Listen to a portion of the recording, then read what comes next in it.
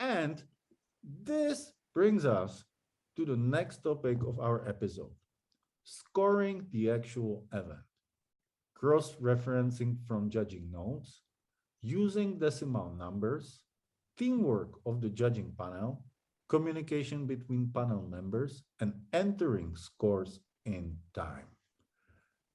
So guys, let's talk about these points a little bit more in the details. So we should start with cross-referencing from judging notes. Who wants to be the volunteer on this one?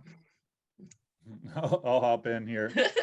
I love volunteers. Yeah, this is what I think what we discussed already before. Preparation is key. This is that moment in time where all the preparation you did in practice, the note taking, discussing possible outcomes with your fellow colleagues throughout the days and throughout even the earlier competitions of that event, come to this point when you have to enter a score.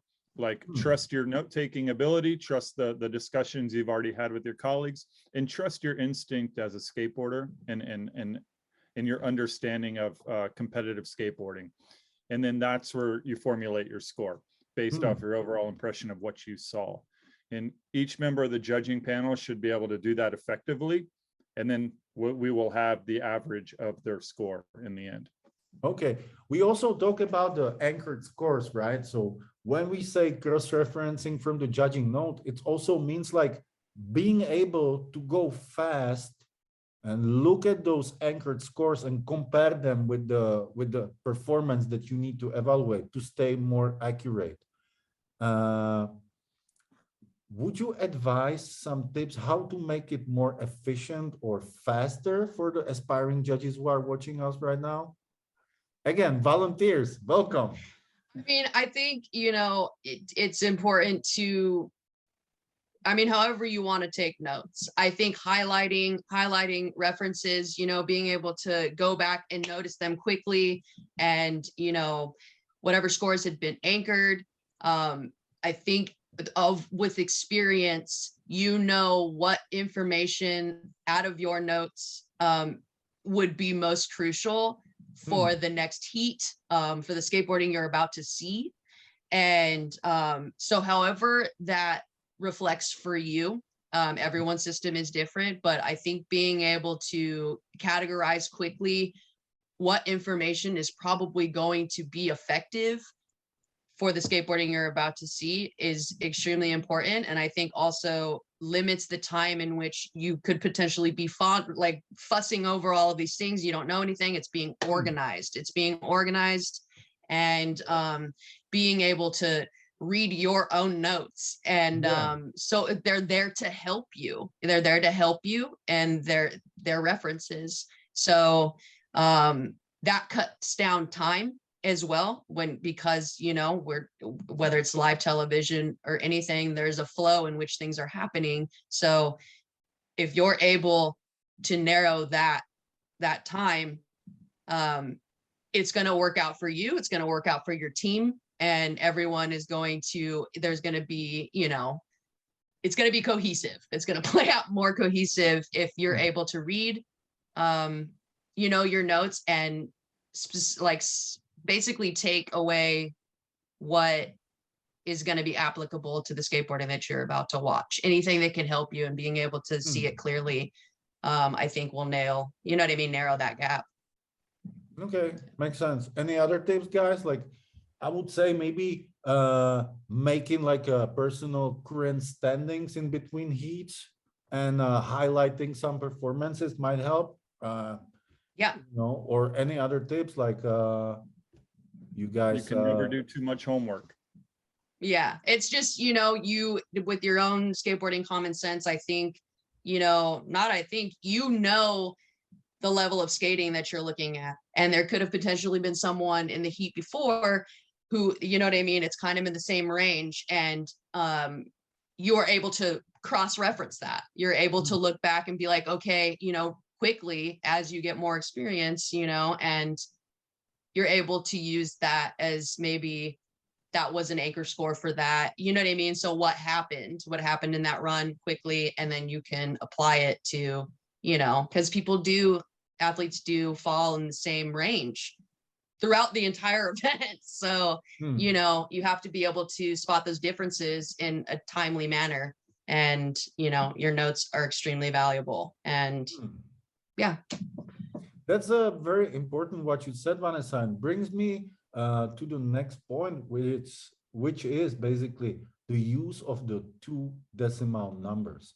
Because we know at sanctioned events, we are using 2 decimal numbers. 2 decimal numbers allow us as judges to award more variety or larger range of potential scores, more combinations of numbers, simply said, and allow us also to create space in between individual evaluations and later to slot in the following athletes more accurately and with the safety that we don't award 2 same scores for 2 different performances. Do you guys have any tips for doing this? How to do it more efficient? How to do it more fast and clear for the aspiring judges? Well, if we think that 2 skaters should have the same score for like a run or a trick, then we compare the 2 and we go through all the tricks that they've done. Then we decide which skater should have like a little bit more points than the other. Then we use the decimals to make like a difference between these 2 skaters and these 2 tricks or these 2 runs. Yeah. It just gives you a lot of room to be accurate. And once again, judging is a tool used to judge, you know, to rank skateboarders fairly. And that's what it is. It's being able to slot them in where they are rightfully due.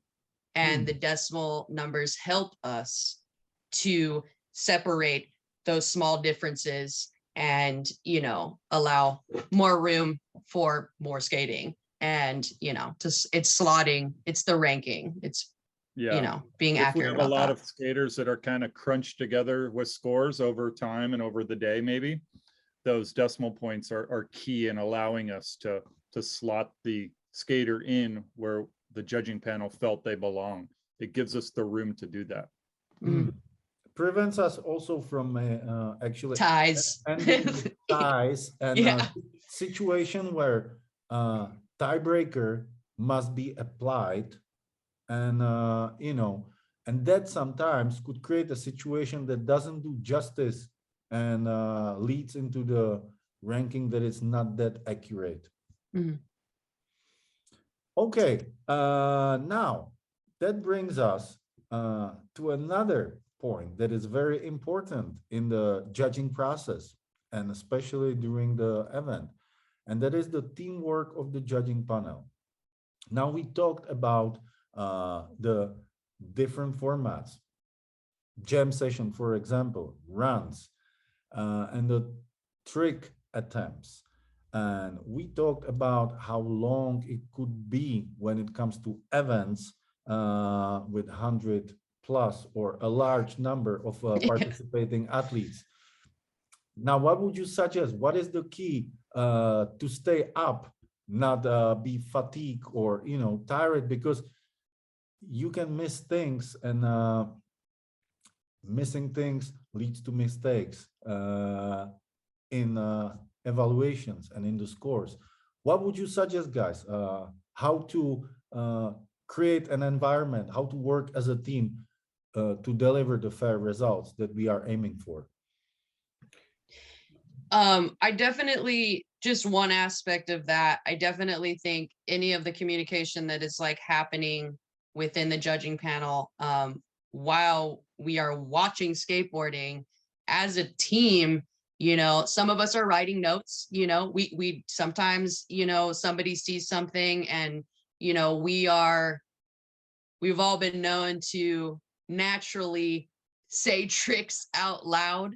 And, you know, even if you know, we're all seeing it, it's still this like this constant declaration of what's happening in front of you. And I feel like that's extremely helpful. And that's just one aspect of our teamwork is, you know, staying sharp. And we are in there all, yes, it's individual like opinion. We are there to do a job. And but also we are a team. So when it comes to teamwork, it's, you know, yeah, we have really long days. We all know about these long days. So it's, you know, we do get fatigued, but we're there to do a job and we're there to do it accurately. So we are constantly helping one another, you know, almost organically, because that's just how we are in the culture of skateboarding is, you know, we're throwing out the tricks, you know, and that's it. That's one aspect that I can chime in on as far as like how we help each other in the judging booth on, you know, on game day, Yeah. and why that's so valuable.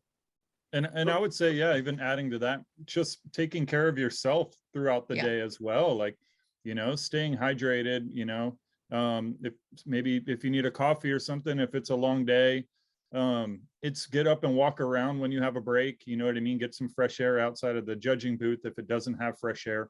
I think all those things contribute to you staying sharp, as Vanessa mentioned, and being on point for your fellow colleagues. And I think there's a lot of things that go into taking care of each other. Taking care of each other. Yeah, grabbing your colleague a water, grabbing your colleague a snack, like we have to have the right amount of rest too the night before or the day before, because we have long days. So the sleeping time and the resting time is key to like staying focused all day long and all event long. Okay. And would you say that, let's say I'm the judge, it's my first day working with you guys. I don't know, but I want to deliver good, but I was making my notes and I blinked while looking at the paper and I kind of missed the trick. Should I be ashamed to ask that I didn't see something or absolutely I not. didn't hear something? No, we need to talk always.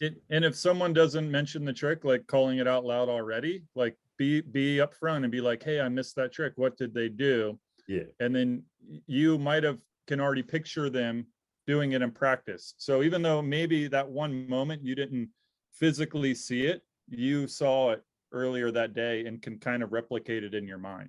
It does happen. That's human error, you know, and that's why we have a panel of multiple judges. And it can happen in the jams too, because like 3 skaters on the skate at the same time, and we're gonna miss tricks. So that's why we always have to name the tricks that have been done.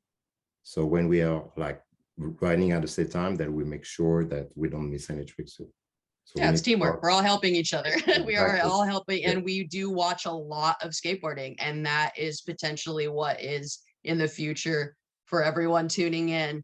You know, like days can be long and we are a team, you know, at the end of the day, and it's important to help each other out. And I think like through experience, it just becomes natural that you would be saying tricks out or like, oh, he's dropping in, you know what I mean? Be alert, you know, and it's just those little things that, you know, keep us focused and, you know, there to do the best job possible. So, yeah, we're naturally just talking in there and, you know, calling tricks.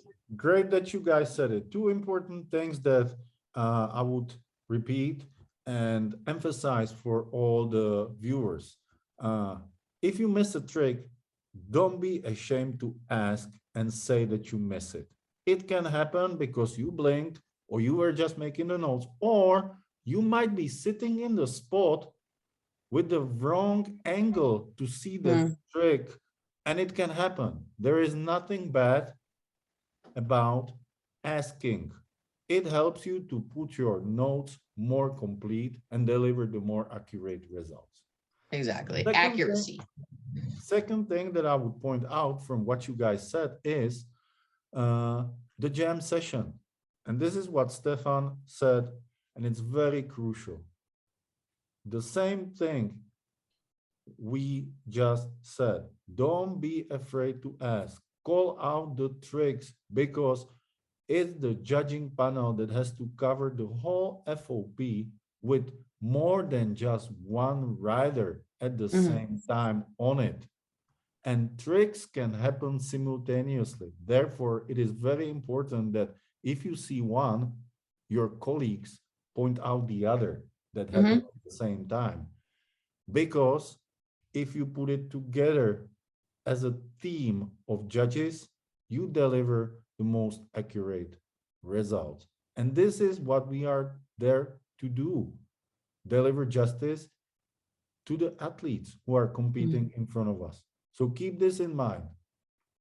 Every judge has his own opinion. That's why he's there. That's his experience, skateboarding common sense.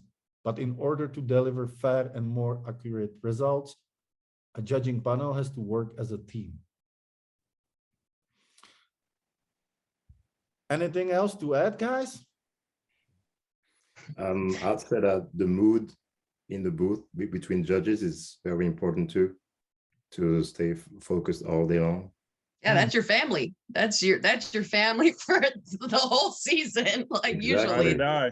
Yeah. So, you know, we try to keep it, I know I do. I know I keep it light in there because, you know, it's long days. Yeah. And so, yeah, like Stefan said, like we got to laugh out there sometimes and just, you know, touch back into our humanness, you know, and positive outlook. yeah, positive reinforcement within, you know what I mean, your team. And, you know, we're there to do the job, and we're there to do our best work. So yeah, that's it. I love you guys. We have to be very serious, but we have to have fun too. Yeah. Very It's important. crucial. Skateboarding. Yeah, we love it. Yeah, come on. Exactly. Yeah. That's good that you guys said it, because that's also one of the, you know, the key parts, staying positive, staying in a good mood, because that affects your work and Totally. it affects how sharp you are, how awake you are the whole day, and how much attention you pay to what you do. I would say, guys, and correct me if I'm wrong, that it also helps to stay on track with the time for inputting the scores, because all of these sanctioned events on the international or global level are either televised or broadcasted on the internet, and the scores has to be input in a certain amount of time, in a time limit, so to say. And the teamwork and staying in a good spirit definitely help to keep up with the track. 100%. Yeah. Okay. Agreed. Thank you very much, guys. And this brings us to the next topic that it's related to what we have just discussed. And that